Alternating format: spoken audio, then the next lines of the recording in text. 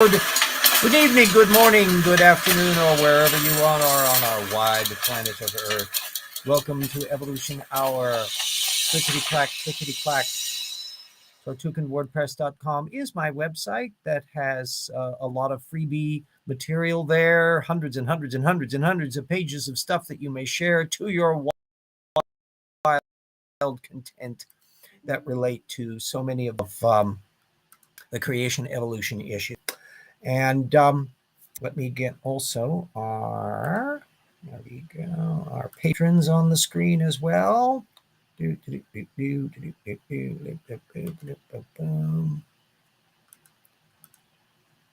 extent that it is vaguely visible from where you are.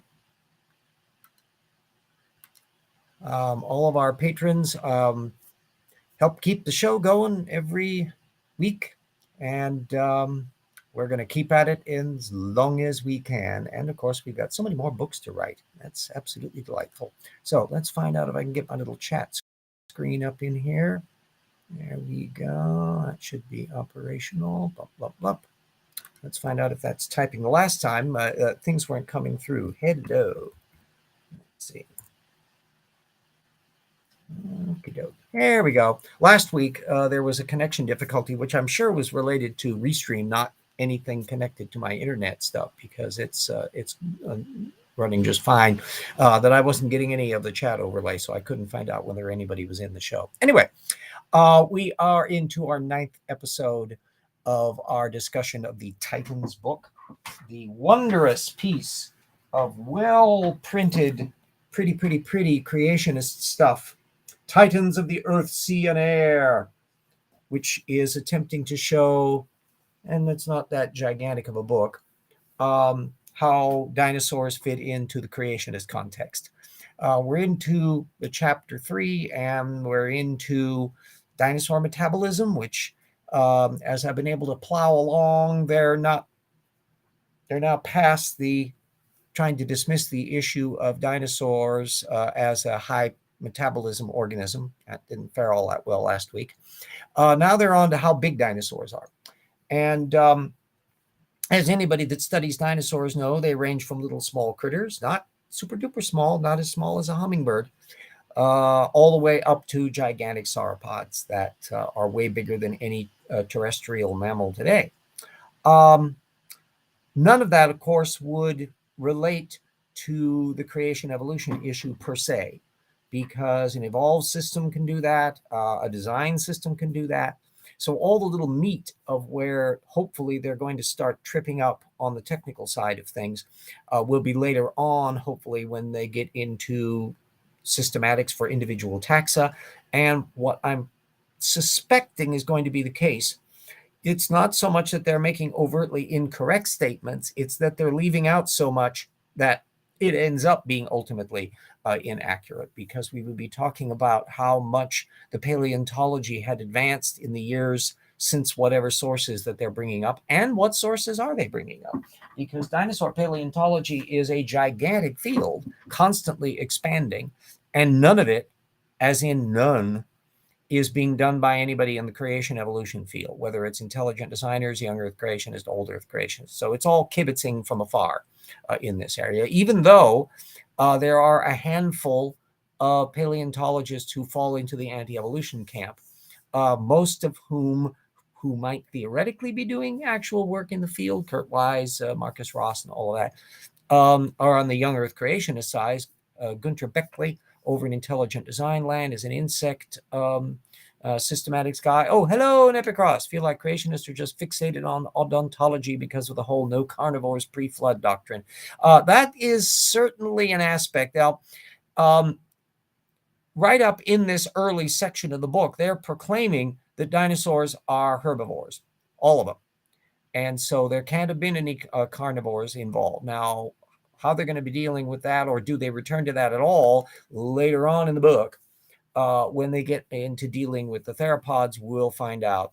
That'll going to be kind of fun to deal with. And how much of it is essentially going to be retreading the same kind of technical apologetics that Ken Ham was doing, 30 years ago in their books. This, after all, is kind of the kissing cousin at CMI, which is the group that used to be I'll take a swig of my little iced tea here. And it is indeed iced tea, although it looks like it ought to be something that has a little bit more alcohol content to it. But this is how I've been drinking tea for like the last decades and decades and decades. The lower the glass, the better, because it's less likely to get knocked over and all of that. I've learned that with bitter confusion because my hands flail around and all of that stuff.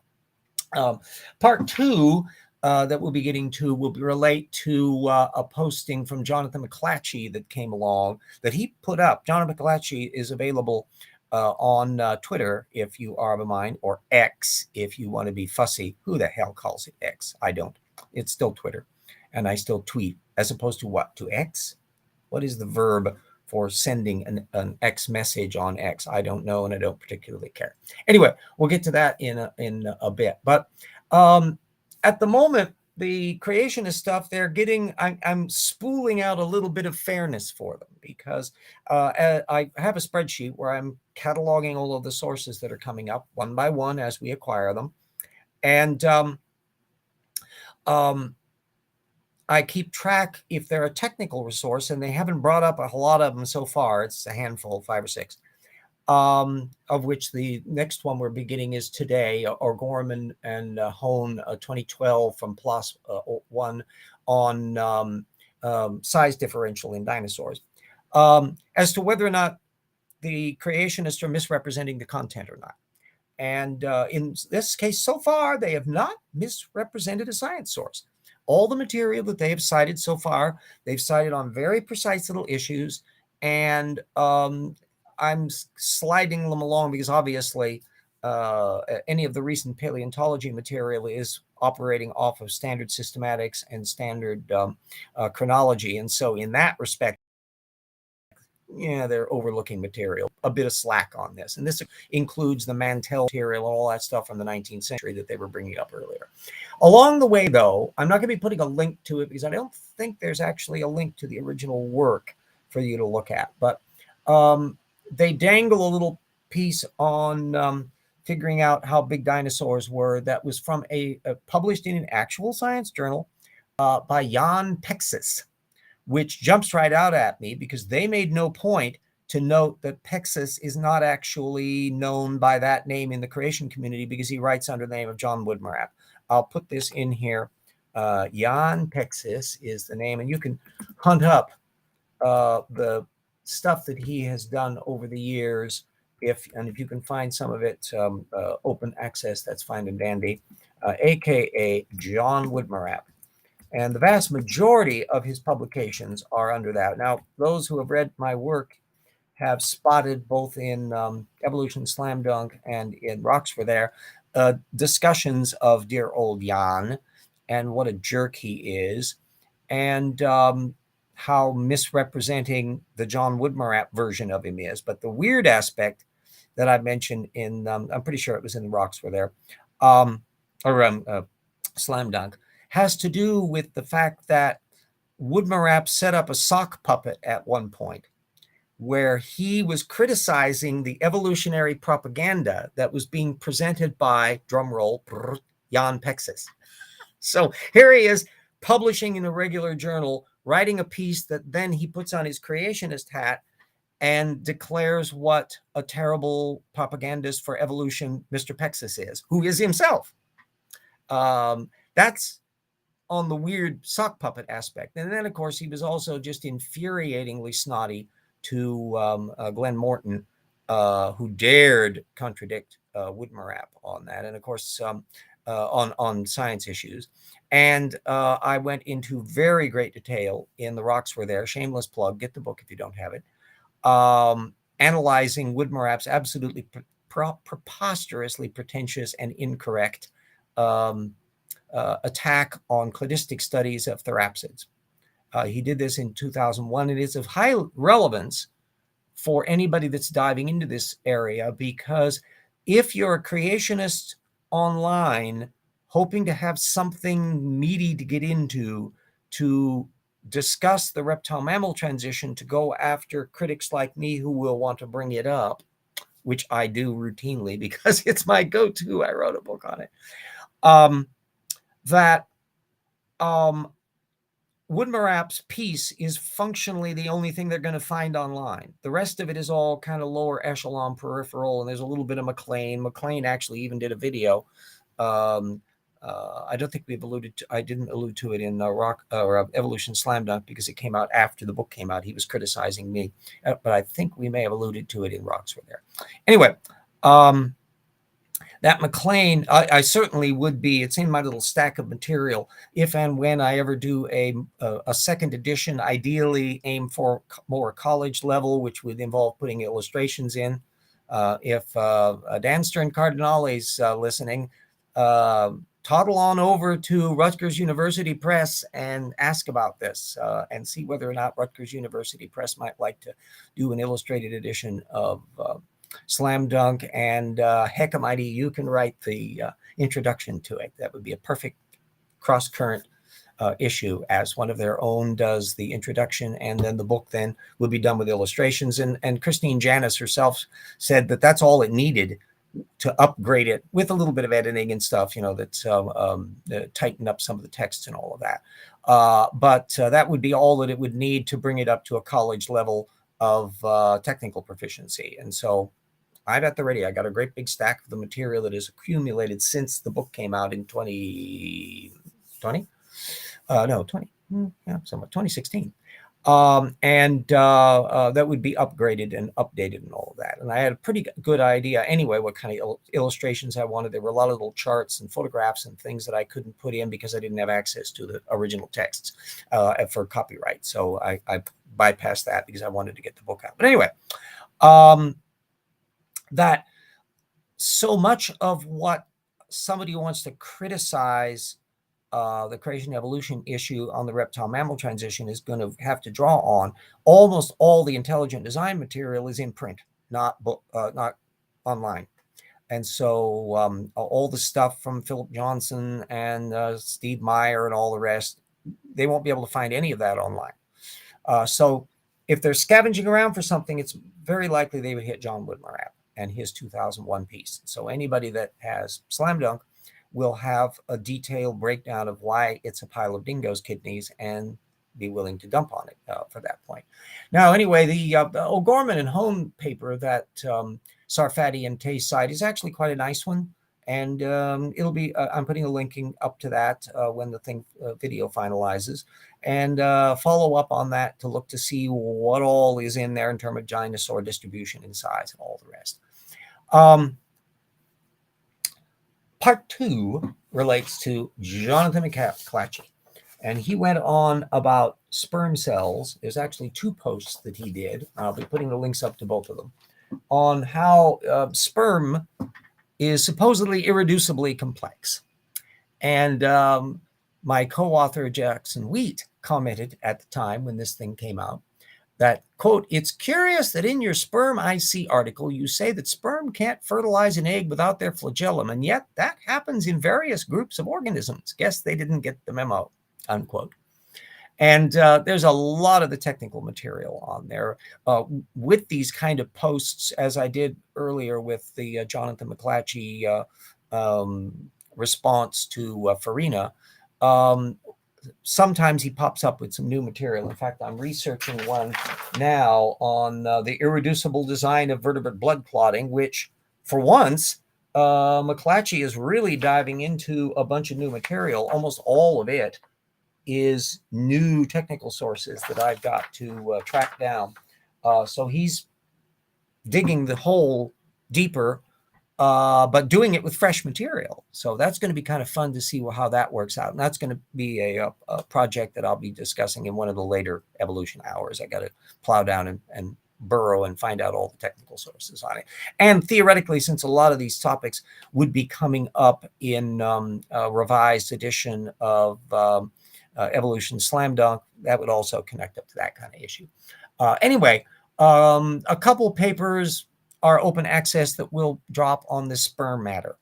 One of them is from 2004 by Morrow et al., which is on how the sperm lost its tail and the evolution of aflagellate sperm, which, since you'll have the McClatchy posts to look at, you can compare that with the Morrow paper to see just how detailed it is. And then there's the matter of where did the sperm come from to begin with? When exactly was this irreducibly complex design worked out? You won't get any clarification of that with McClatchy because intelligent design doesn't do chronology. They don't tell you when anything happened or how many design events there are in relation to this, because to do that would require them to think through a model they don't have. But over in the sciencey side, it looks like sperm as a dynamic system is developing about 600 million years ago. And there's particular genes that are involved, one of which is the GCS1 gene, which has been explored in a variety of papers, including one from 2014 that I will be putting up for you to be able to compare. And of course, neither the Morrow work nor the Toyuka work are cited in good old McClatchy's little shorthand version. I'll be looking into the same level in relationship to this blood clotting sequence thing to find out how much of it is, yes, it's new, but is it not really new in terms of the argument? We'll find out about all of that. So I'll also do a little teaser for those of you who are following the paralogs of Phileas Fogg. And that little side aspect, that's another half of my brain that goes into that little area. For those who have the first two books and reading along in there as the Thought Plickens, and I'm working on number 3, which is the other half of number 2. Spoiler alert, Phileas Fogg is the time traveler from H.G. Wells, and so there's a lot of time travel events that happen. And so the second novel, which spans from 1872 down to, or 1873 down to 1879, early 1879, is the other half of the story that has taken place real time in the third novel that I'm currently doing. But beyond that is also another 9 stories to come, which will keep me a little busy until I drop dead at my keyboard. In book 11, there were elements that I created for this storyline early on.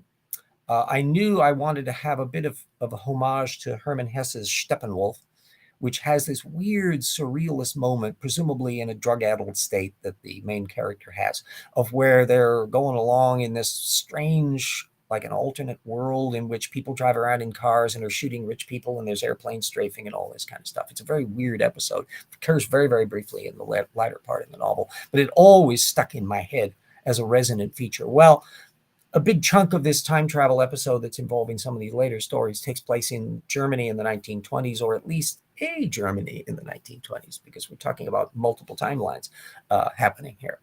And in that little Steppenwolf interlude, I realized that I had watched a performance of the Metropolitan Opera of Cherubini's opera Medea, which was written in like 1797. And for those of you who know the Medea plot, even the implications of it that were in Jason and the Argonauts, if you want to go Ray Harryhausen on me, this is flowing all over the place, isn't it?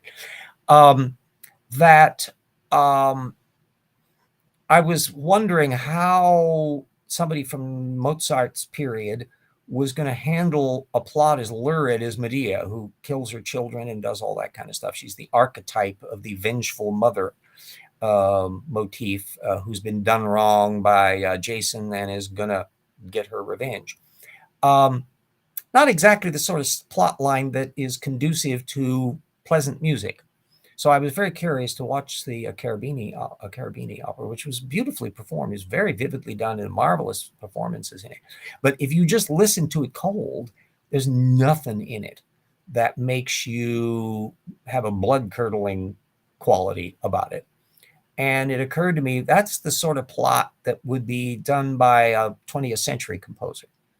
And there were a couple that came to mind, Alban Berg, who did Wozzeck and Lulu in the 20s and 30s. That's all German Sprechgesang, and that's will scare the daylights out of anybody listening to that. And Richard Strauss in his early stages, Salome and Electra in the early 20th century were barn burners. Electra, in fact, from 1909, the London Times reviewed it as music unsurpassed for sheer hideousness. Now, that's a composer after my own heart. Anyway, I thought because I was dealing with an alternate universe element with this Steppenwolf thing, could I have an imaginary opera, a new version of Medea that's done by a 20th century composer? And I didn't really bother thinking about Alban Berg doing it because he's a little bit later chronologically. But I thought briefly about Richard Strauss, and that theoretically could have been done anytime after Electra, but after Rosenkavalier or any of that period. But although we would be in a completely different timeline because this is not our universe going on. And then I suddenly had a little horrifying thought relating to a composer that I will bet none of you have ever heard of, who is Max Reger. And he was a rather, yes, John, Max Reger is a quirky composer, died in 1916, had health problems after serving in the German military in the 1890s, and also had a drinking problem. He was a pudgy guy and wrote really dense, thick music. Schoenberg admired him quite a lot. And on alternating Tuesdays, I regard Reger as an incredibly brilliant composer that never quite got off the ground versus maybe an overly underrated, overrated, flabby mess of a composer that basically writes the same kind of fugues over and over and over again. And he oscillates in my mind as to that kind of a thing. He's a quirky composer. Anyway, Reger wrote some choral music and lieder and other things. In fact, I was just listening to some of them today to catch myself up on it, but he never did an opera.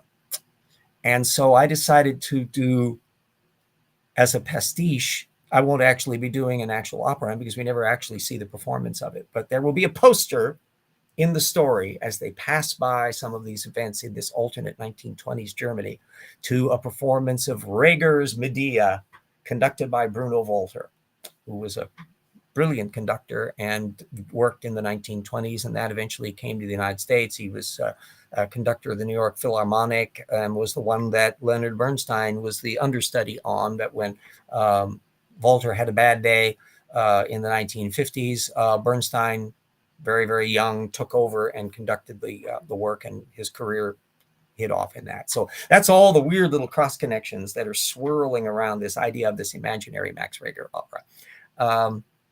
And it's the sort of thing that I do to sort of connect this up to what's happening in the sciencey stuff that's the alleged subject matter of this evolution hour. It all relates to that notion about how history runs and how much of things are contingent or not. I was marinated in Stephen Jay Gould rather than Richard Dawkins in the period when I was really diving into evolutionary theory in the 1980s on. And if anything is a major conceptual issue with Stephen Jay Gould, it was the idea of contingency. That if his position was that if you replayed the entire evolutionary history of life or wound back to just the Cambrian part and let the tape run again, odds are it might turn out very, very differently. And organisms that were very successful might not be on the next time around, and things might have taken very, very different tracks. Now, we can't do that tape rerun. Would chordates have eventually done what we have seen them do in the fossil record? Would arthropods have been doing what they do in the fossil record? If you wound it back, were there even bacterial lineages?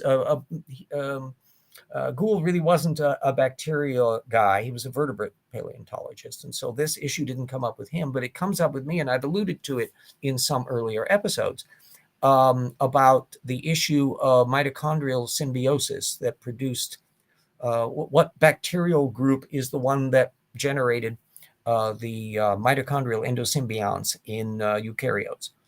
And it's still not a completely settled issue. And it's that the mitochondria have pieces about them that connect up with some groups, but also with other groups.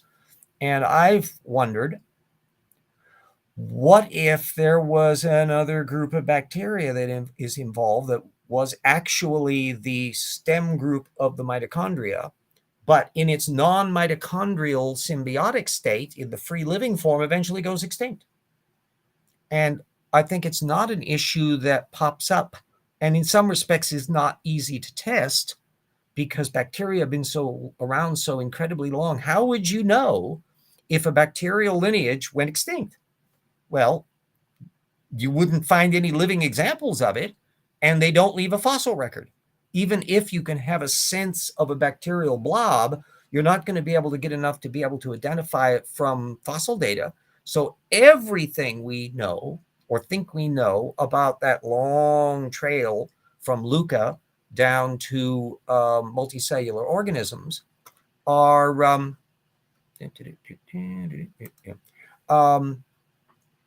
are contingent upon looking at existing organisms and retro engineering and retro calculating and doing phylogenies and gene studies and all of that.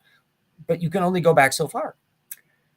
Now, it's a different kettle of fish with the chloroplasts that in plant cells that all of the regular scientific community has agreed that they are cyanobacteria. But cyanobacteria still exist as a lineage, and that's one of the reasons they were able to clinch the deal so precisely in the cyanobacterial case. But my sneaking suspicion is that there may have been at least one and maybe lots of bacterial lineages that went kaput in the billions and billions of years of life before we start getting multicellular organisms clunking along.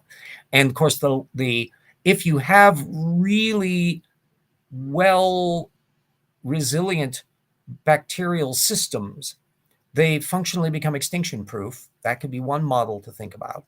And the ones that didn't become extinction proof, well, sorry, they've gone extinct because it's been a really, really long time. Similarly, when we're dealing with the origin of life issue, and we're talking about Luca, which is not the origin of life, that's well down the road, sip of tea, we have to wonder how much of pre-Luca living systems involved transiently very dynamic and successful for a time systems that may have ultimately been outcompeted and went extinct compared to the version that leads to Luca. And again, you can't tell because the organisms don't leave any descendants, and so you can't tell. Now, once you get down to things like the Cambrian explosion, then you're starting to get some soft parts and carapaces and things that leave fossilizable body parts. Now you can at least get the footprints of extinctions.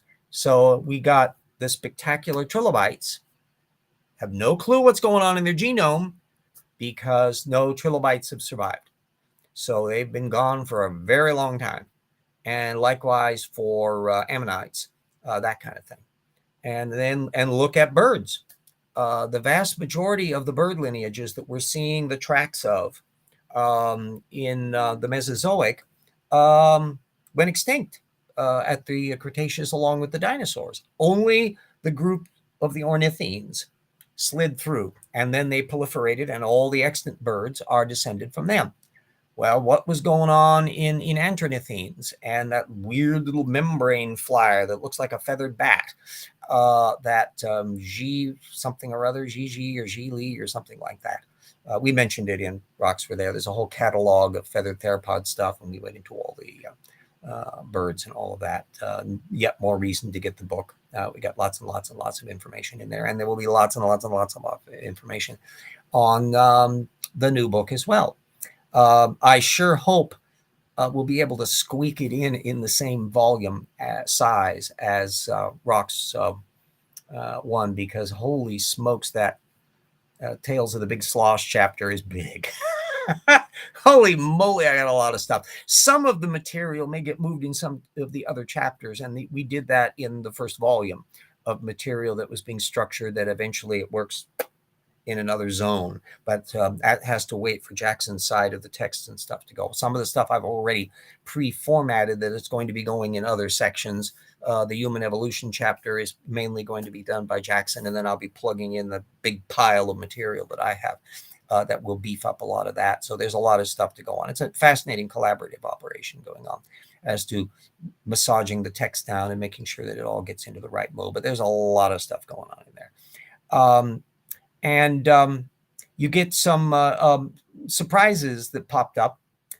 Just a couple days ago, I encountered this very clever, smart-ass archaeologist guy with painted fingernails and all of that that does a series. It's very witty, and he does material critical of pseudo-archaeology and the like. And they happen to have a show on the Orontius Phineas map, which kind of figures peripherally because the Piri Reis map comes up in a little info box and in the new book.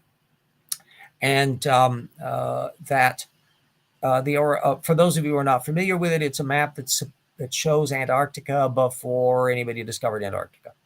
And the most likely explanation is that it's actually not Antarctica at all. It's an amalgam of stuff. Part of it is the southern tip of South America, and another part of it is the northern coast of Australia. And that various sailors and things are discovering stuff, and Phineas just kind of mushed material together and produced something that he just parked at the whole South Pole. But anyway, along the way, it turns out that there's a group of climate deniers who are using the Orontius Phineas map to supposedly disprove climate change because it shows an ice-free Antarctica. Now, that's wacky enough as it is, but the guy who's helping to push it is a Missouri politician who also apparently is a young Earth creationist because he buys into the notion that there were Cambodian stegosaurs depicted in Angkor Wat in the Middle Ages. So connect the dots. Surprised the bejabbers out of me and I'm running low on bejabbers at my age, to find that little weird connection. And so it will be alluded to because in the new volume, because we're discussing all of these supposed remnant dinosaurs that pop up, and the kind of interesting pecking order as to what of the stuff is accepted by which group and which ones go, it's a little too much for me. And there's been an evolution over time in some instances, but CMI, AIG, ICR, and then the fringe all have slightly different elements on here, to where stuff that will be accepted with a completely straight face by Carl Baugh or Kent Hovind is not accepted, even with a straight face, by some of the gang at AIG and ICR. And so it depends on the circumstances. But there's even the ICR AIG gangs are still accepting just a pile of crap, including the Cambodian stegosaur. Virtually all of them are still okay with that. For those of you who don't recognize the example, Angkor, the various Cambodian temples that were built there that have survived are just wall-to-wall sculptures. And one of the little decorative tropes that they have is that if they have like a medallion, a stack of medallions on a pillar, and their little critters and things in there, they fill in every little teeny bit of space with little decorative details, basically plant leaf forms and the like. And it happens to be that a thing which is most probably a wild boar that's native to the region, some of which have gone extinct in the meantime, but was still around in the Middle Ages. They filled it in with these little leaf motifs, and it looks sort of kind of like a stegosaur. And so the creationists come in and they go thinking, oh, it's a stegosaur. Yeah, sure. And they never mind about all the other stuff. Greetings, sentient beings. Yes, hi, Purple. And so the fact that this Missouri politician, who I think is the mentor for Senator Blackburn, so there's a interlock of bits with the young Earth creationist aspect, it pops up in that little context. So if you think that wackaloonery at the creationist level doesn't impact your life, people who believe that sort of stuff are in government and write laws or prevent laws from being written based upon a worldview that is just screwball. Yes, indeed. Anybody that's followed young Earth creationism instantly knows what the hell I'm talking about. And there's a whole laundry list of North American, largely petroglyphs, Indian petroglyphs. There's some stuff with Australian petroglyphs that get tossed around in there. It's one that is driven largely by bottom feeders. So you have the upper echelon at AIG, CMI, and ICR feeding off these things in various degrees of credulity. But the ones that are actually pushing the arguments at core tend to be the lower level bottom feeder types. And you start diving down into the Karl Baugh level of things. This also intersects, an awful lot of the same people are showing up in relation to hunts for Noah's Ark, which is also in the Tales of the Big Slosh chapter, where we're going into the various, really from, in a serious way, late 1960s through to current, because the most recent installment on this is the Korean creationists of the Nami bunch that has caused kind of a little weird fission in creationism, because there's a big block of creationists that are still really fine with them, and others that are dumping on it, including Andrew Snelling. So it's a fascinating thing to do. Yes, and they are destroying our schools and libraries. That would be unfortunate. We've got a case where Oklahoma has just joined Florida in planning to put PragerU videos in their educational system. For those who are not aware of PragerU, lucky you. PragerU is not a university. It's um, in the same way that Trump University was not a university. It's basically a conservative website, and they do videos and various little miscellaneous publications in that. They are hyper conservative, anti woke, anti gay rights, anti reforming the tax code to tax rich people more. Revisionism, where they think that slavery might not have been entirely bad.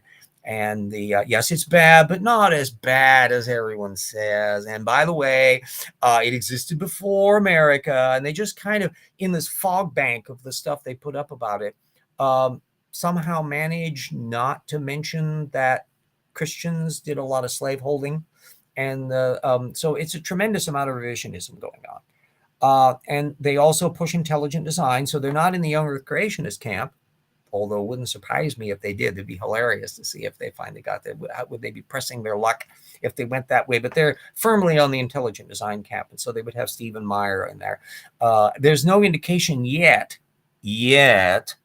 that Florida or Oklahoma are planning on including Steve Meyer's anti-evolution videos in the PragerU crap to be put in the schools. But the stuff that's not intelligent design is just as flapdoodly. It's the shallowest level of propaganda. They've done a whole bunch of these cartoons were designed explicitly for kids, so that they're all sweet and cartoony and all that kind of stuff. But they've also got a series of non-cartoon stuff that does pretty much the same shtick, with talking heads. I think Candace Owens did one on slavery, and it's an interesting bunch of political diatribes, typically, of course, without source citations, so that it's difficult to figure out where they're going astray, how much are they making up, how much are they simply copying from apologetic literature. It's, from a scholarly point of view, if somebody wants to start diving into that, it will be a busy, fun operation to do, and you can, I'm sure, get a book out of it in terms of exploring the bad source methods of PragerU. I bump into it directly because of the Stephen Meyer intelligent design stuff, where they're swallowing him to hook, line, and sinker, but also because so much of this stuff does connect up with 19th and 20th century history, the sort of stuff that my Paralogs of Fog novels are moving along through that same time frame.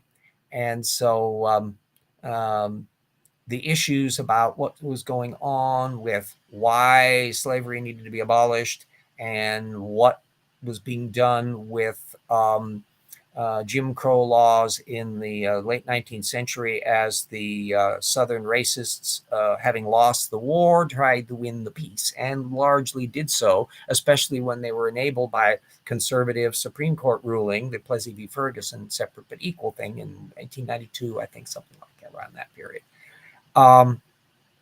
And so that historical perspective informs my views of a lot of things, like the Dobbs ruling that just overturned Roe v. Wade and produced a can of worms of problems, which, with my understanding of how the Tortugan brain works, and under the working hypothesis that it's highly likely that almost every judge that Trump appointed to the court is a Tortugan.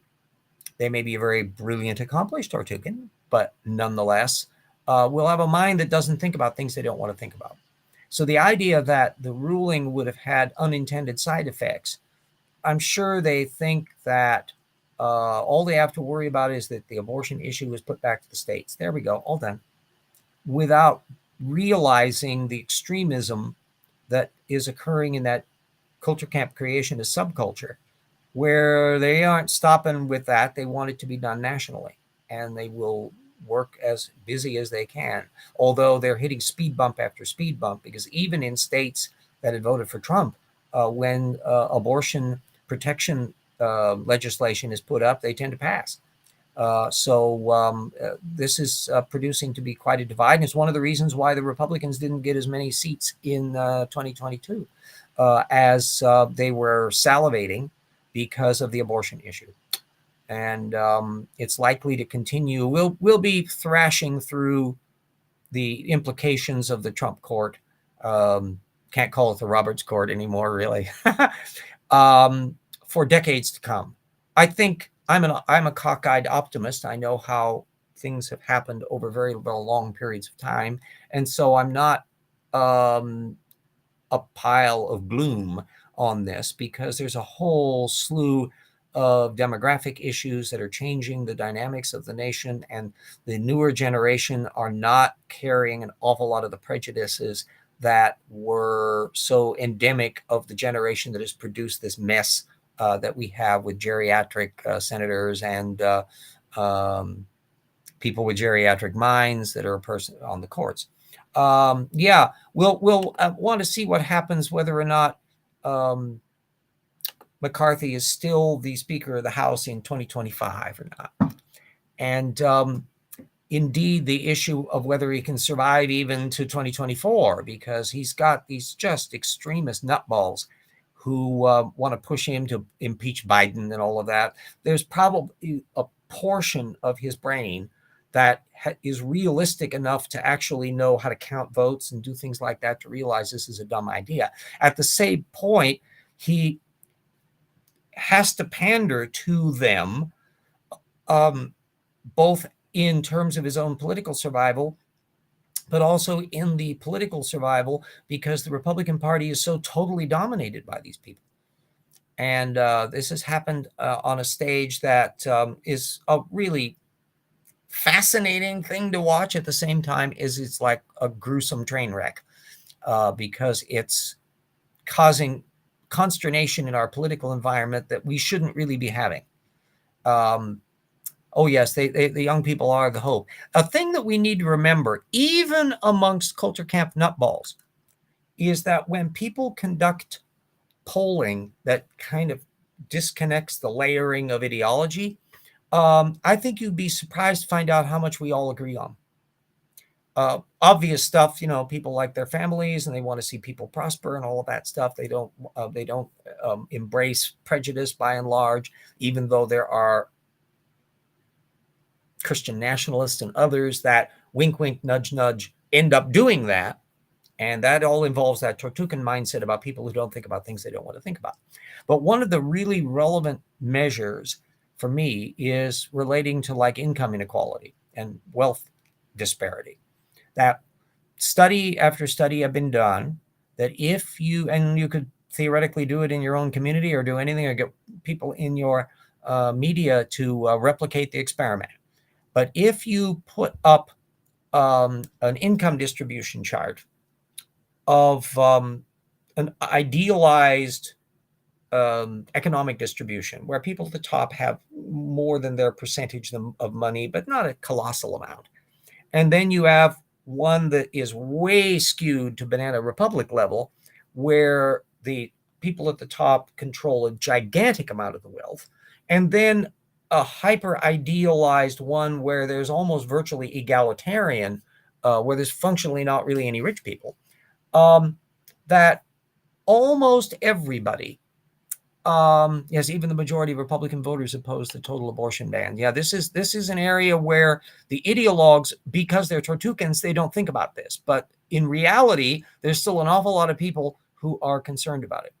But on this economic issue, that the majority of people, politically left and politically right, doesn't matter, will pick that middle chart as the ideal of what, if everything was working beautifully and everything was ideal, that would be the appropriate distribution for income. Now, where things get interesting is that, and indeed, if you probe the questions and tried to ask, I'd love to ask like Tim Scott. It would be fun to ask him this question, have him run that test as an example of somebody who's not an overt Trumpista. He's professing to be a more traditionalist right-wing Republican, which chart he'd pick. And if he's typical for the population, he would pick that middle chart. But then you would want to ask him about the Banana Republic chart and say, would you agree that the United trouble if it had that degree of income inequality?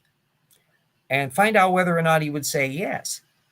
And then the issue would be, if that were the case, what would you propose to do about it? What policies would you do in terms of taxing and other things? What things would you do to resolve? Or would you just throw up your hands and go, nothing we can do about it?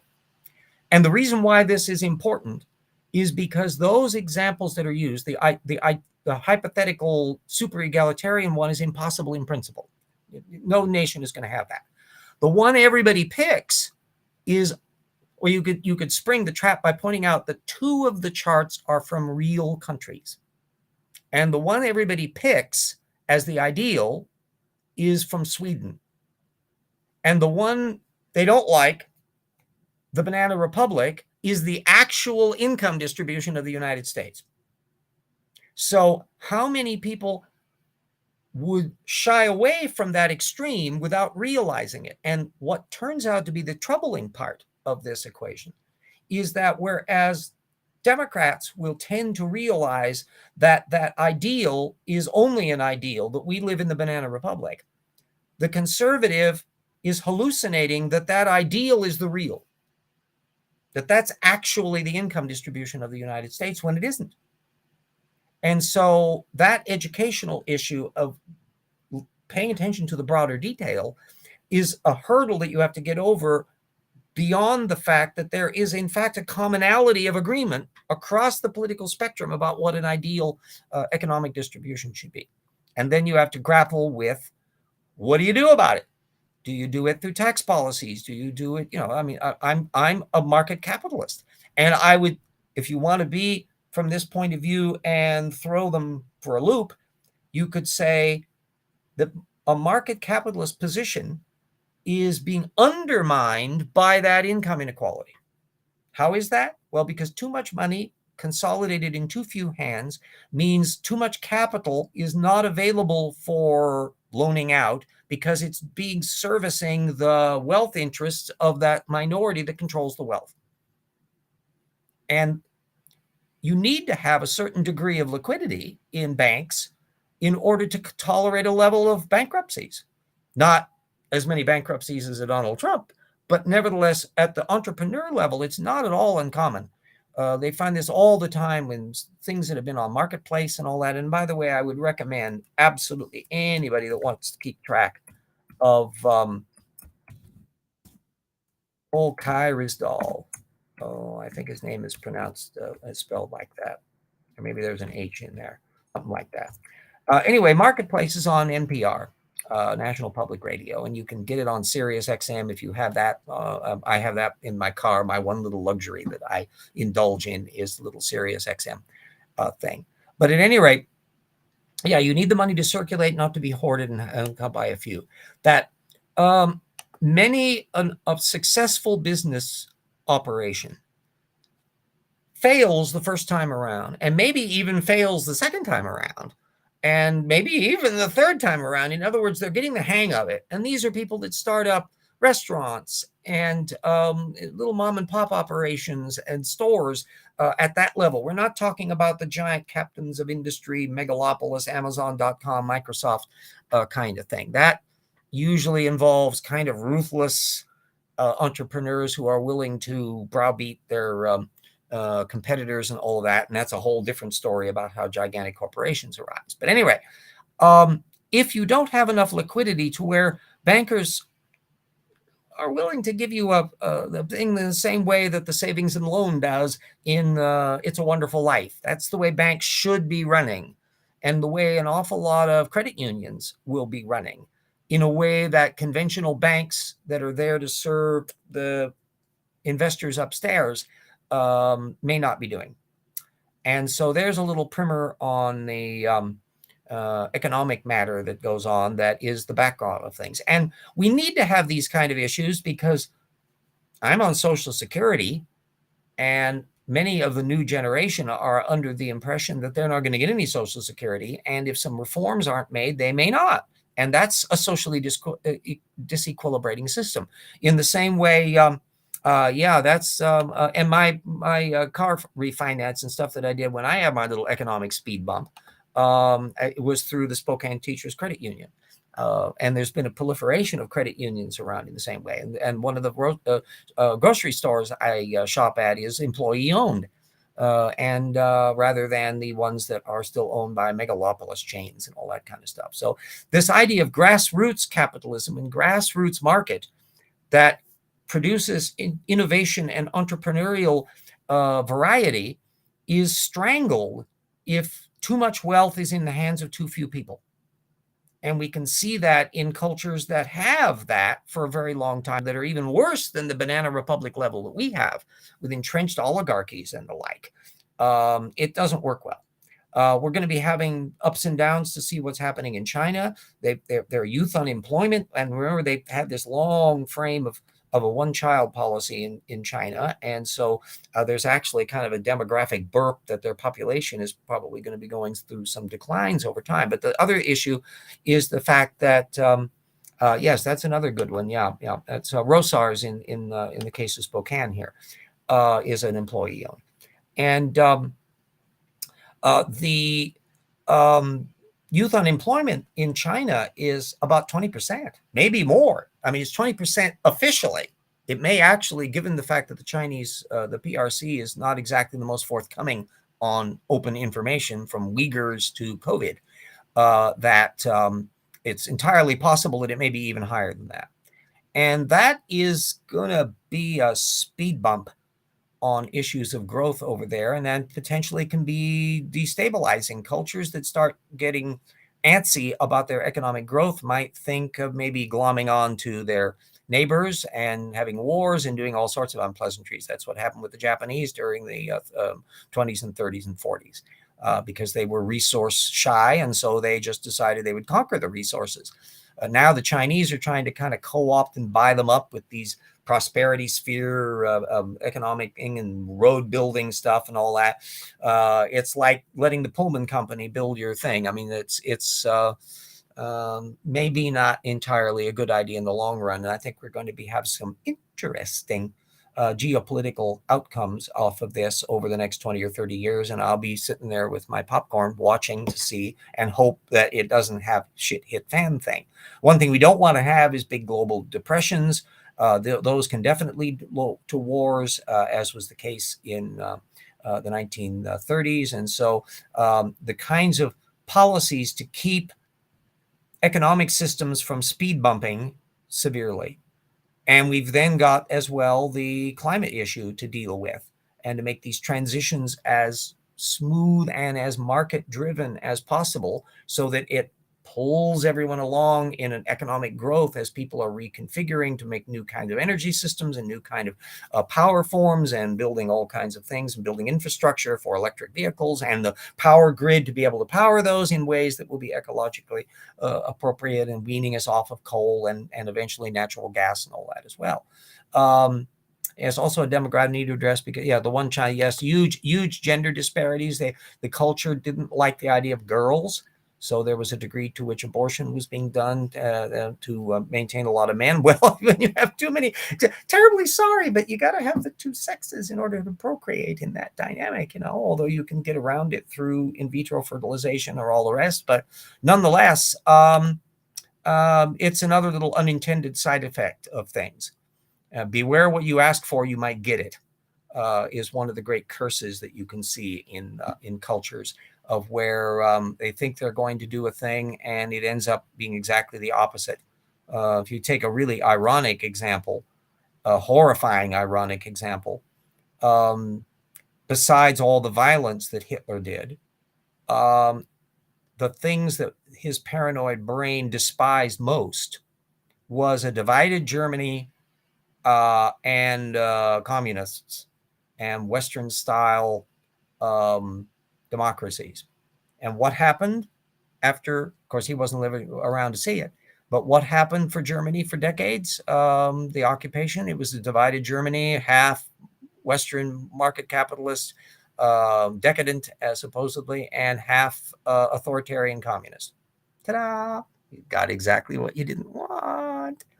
So these things, in the same way, World War I, going back to that period, which is taking place, shameless plug department again, just a little after the Paralogs of Fog plotline, although elements of the time travel story spill past that. And so I can produce a lot of discussion.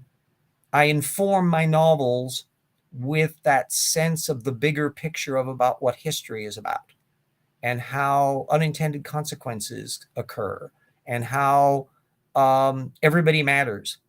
One of the hidden little superstructures of the story isn't going back to Stephen Jay Gould's contingencies issue, that individuals at a particular moment can make a difference. And if that doesn't happen, boop, things can go off in a completely different direction. How would history have changed if Hitler hadn't survived World War I? If he had been hit by a sniper and had his brains blown out in 1916, and boop, that's the end of that. Would history have been radically altered because his personality wasn't there? And so the National Socialist German Workers' Party just kind of fringes off as a weird little socialist party that goes absolutely nowhere. Likewise for any of the other big dictators of history, or even, captains of industry, inventors, and other things. Now, there can be an argument that some things will be done by somebody else rather than that. That's one of the issues about multicellularity. If you look over with the Simon Conway Morris perspective, you get the idea that, and there's a certain attractive aspect to it, that multicellularity is going to come about in a variety of ways. Now, will it inevitably end up with the multicellular ones that we know of and of which we are one of the groups? Yeah, it's a different kettle of fish. You had to get Hitler's painting.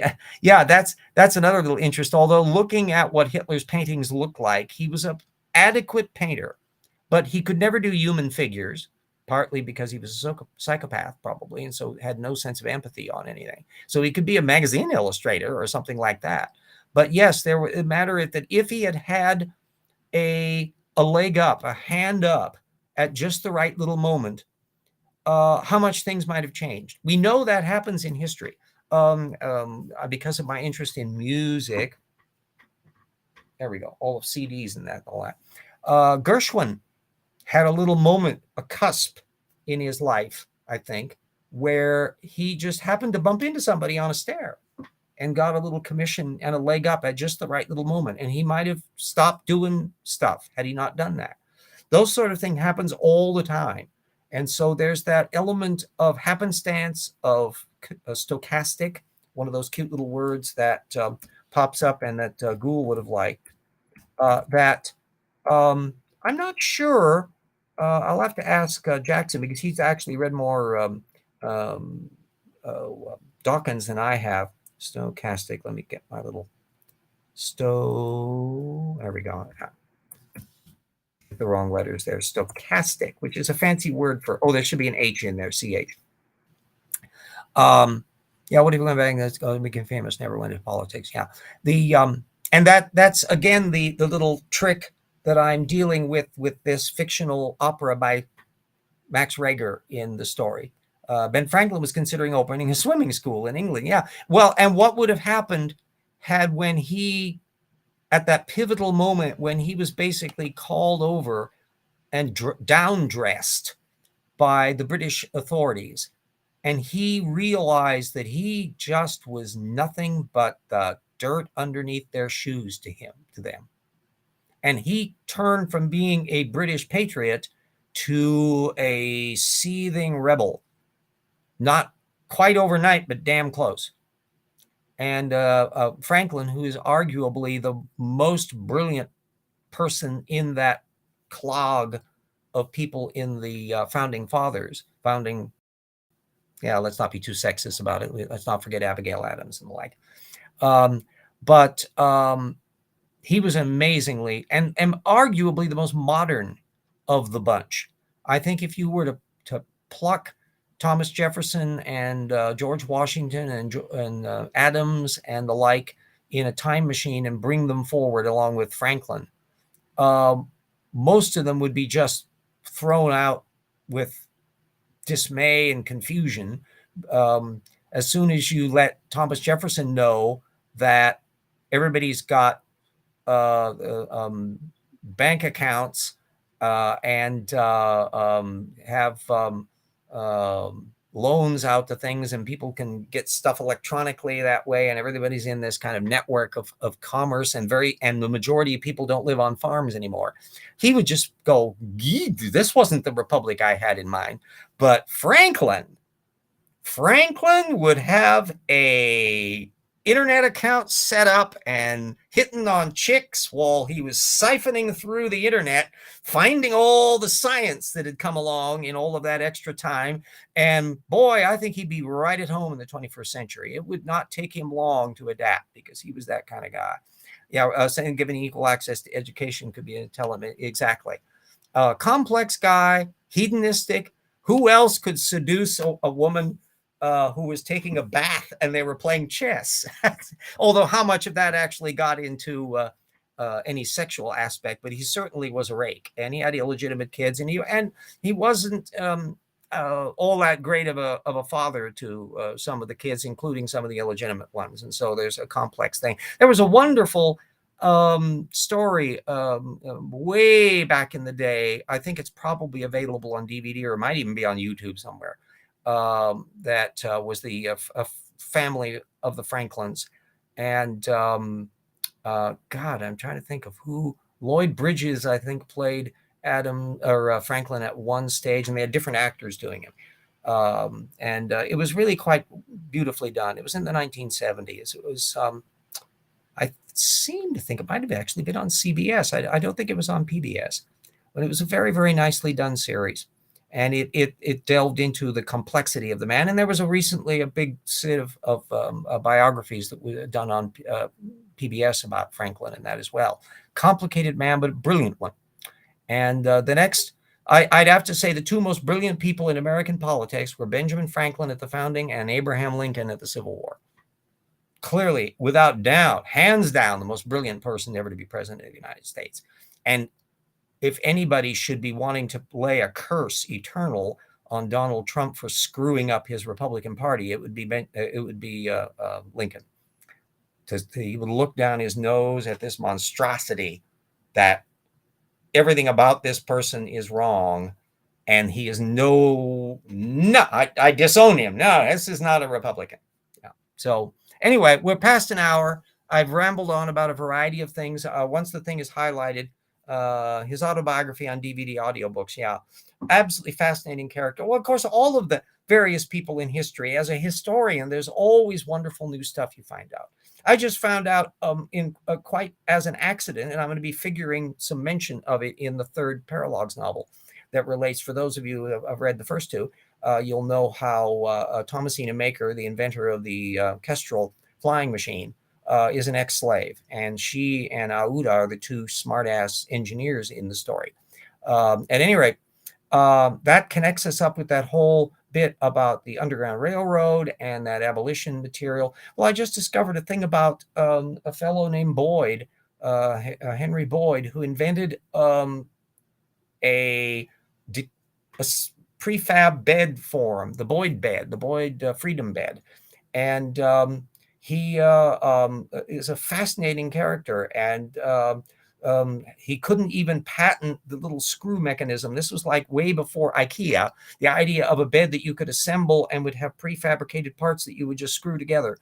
He was making it all during the 1850s and 60s. Because it was a black-run business, it was often hit with arson. Eventually he couldn't get fire insurance for it, and he had to quit business in the 1860s during the Civil War.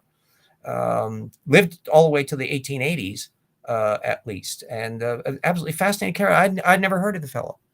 And so there's just story after story after story of absolutely fascinating things that have been there. There will have been scholarly work done on it in little corners of things, but there's so much that is not in the public consciousness.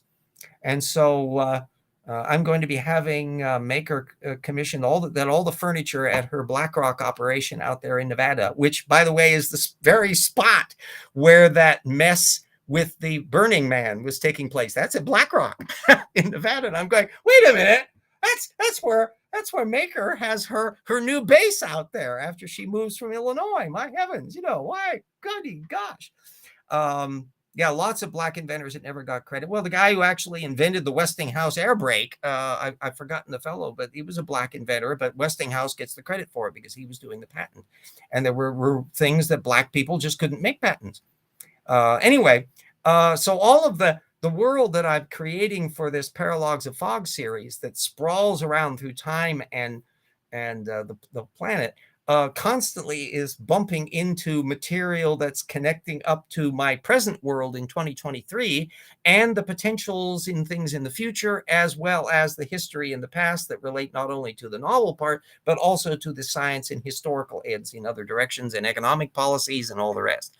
So even though there's two different categories of operation going on in my head in terms of writing, it's in some respects a gigantic mega picture of an entire reality that I then pick little pieces here to go in the fiction side and little pieces here to go in the sciencey side. So there we go. So anyway, if you're in the heat wave land, watch out, stay safe. If you're in places that have been getting flooding, stay safe on that front. We're kind of in a not too bad zone. We're in more or less seasonable weather in that at the moment. And some of our fires have finally died down. My brother was able to get back up to his digs up there on Mount Spokane after those fires have been settled. But who knows what's going to be happening in the months and months and months to come. And get engaged in politics. Get engaged. Make sure that you, in any election, make sure who's running for city councils, for school boards, all the rest, because these culture camp nutballs are often stealthy. They don't reveal what their extremist positions are unless you ask them, and maybe not even then. And know by who endorses them, that can also give you an indication that you might be dealing with people that have extremist viewpoints, because if the nutball group is the one saying, oh, we need to have these people in there. Yeah. When people tell you who their friends are, listen to them. So, stable here, kind of chilly at nights. Yeah, and I've been able to ease off on a lot of the air conditioner in that running because it's been pleasantly cool in that at night, which is fine and dandy. I'm happy to have that little operation. I don't want to be a puddle. At the moment, it is 79 degrees in my den, which is comfortable. And away we go. My brother helped set up the reason why you're seeing a different thing, and I put my little green covers over that because the light reflects off of the CD covers and makes me look even less human than I normally look. And this is bad enough. I inherited a television set that I then replaced my old television set that I stuck down gathering dust down in the basement for a while. Well, it's a widescreen television from 2006 and it can be used as a monitor. And so when my brother was down here, he realized that he could connect things up and make me the new fancy schmancy dual screen computer. So I've got my regular old monitor, which is actually a higher resolution than the one that's the television set, but it also allows me to have a lot more windows open comfortably and operate smoothly on it. And he's also gave me a little portable mouse so that I'm able to move things around my cursor with my mouse rather than that stupid little panel that's on the thing. I'm not very good at that. Looking human is way overrated. Fortunately, I haven't had to worry about that. I've never had to be vain because I'm never going to be vain about this. It just won't work. So there we go. But I am kind of proprietary about what's up here. And I love what I do. I will thank again all of the patrons that help keep the little projects going, because as a Social Security recipient who has not got inherited money, and the book royalties that come along, buy the books, all of that makes a difference each month. And I keep plowing away, and we'll continue to do so. We've got, remember, volume 2 of The Rocks Were There is the next one immediately in the project. And Jackson and I have at least 2 books in the project line that we'll be doing collaboratively after that. And I can think of at least one other book that I would be doing, the Coulter Camp book on how creationists to try to steal education, that I effectively have a colossal amount of material for, and would be revamping some of the stuff that was in the old tip, plus a lot of new material. So yeah, so exactly what I feel, Purple, about the making ends meet one day at a time, and that's why it's so important. My ideal recommendation, and you can tell your senators and the like and representatives to do this, would be to pull the ceiling off the Social Security tax so everybody pays it. That would be functionally a tax increase on rich people. And theoretically, if you were going for a level of revenue neutrality and more money is coming in from people at the top, why not reduce the rate? And that would be a tax cut for people in the working class that I come from.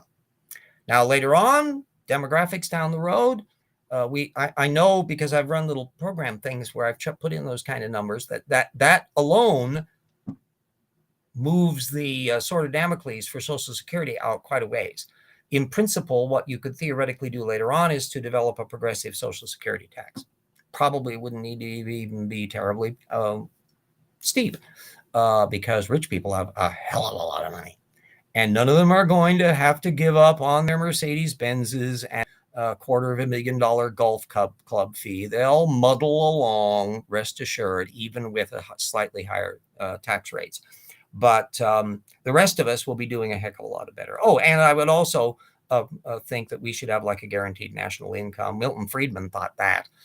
Get rid of all of the folderol with welfare and all of the bureaucracy associated with that, and just have a bloody negative income tax, and simplify the system that way. It's much more economical. Yes, when I was working for 12, I don't pay quite as much income tax as Donald Trump, but it's damn close. And I pay more than Jeff Bezos. What is wrong with this picture? Absolutely loony. And it needs to be reformed, but I'll tell you, so long as we have so many retrograde Tortukans in Congress and the Senate, we're not going to be able to pull that off. But that's why you need to have fewer in there, so that you can actually pass some progressive reforms and get us back onto a proper track, rather than so we can do fun stuff like bases on Mars and space telescopes on the far side of the moon and all the neat kind of things that take a certain amount of surplus money to deal with. I'm still young enough. I want to be able to see stuff like a new lunar base and a base on Mars and some of these other things, and see what the world looks like in 2052 when I turn 100. So anyway, we blathered on.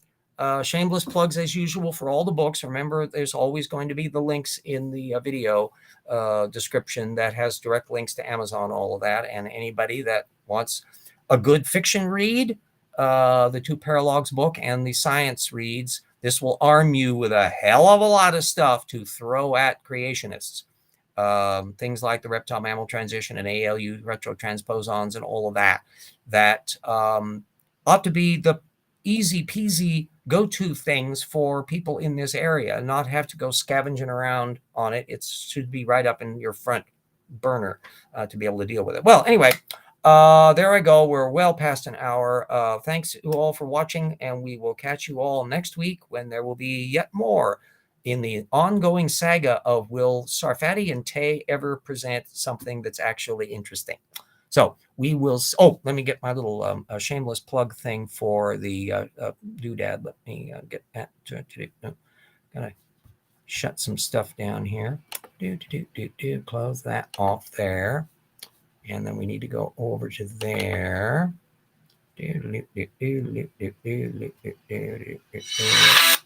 Okay, now we share screen again. See, I'm an old person, and it takes a while for me to move my little fingers. There's our advert. Box with Air, Volume 1. It's neat. It's got fun stuff in it, and science and things. I guarantee you, there'll be stuff in there where you'll go, wow, I didn't know that was true. As well as scads of things where you'll say, holy smolians, I had no idea that creationists could be that stupid. And so there's an awful lot of scoops in this that Jackson and I are very, very proud of what we came up with. And needless to say, it got to be so mammoth in terms of the coverage that we were dealing with that it had to become 2 volumes. And that's the one we're dealing with. The reference bibliography is bigger than many people's books. And it is easily available. And oh, by the way, everybody that gets that, any of the books, the fiction or nonfiction, and you do get it, make sure that you put reviews up on Amazon to give it a rating. Fair. If you don't like it, say so. If you do, say so.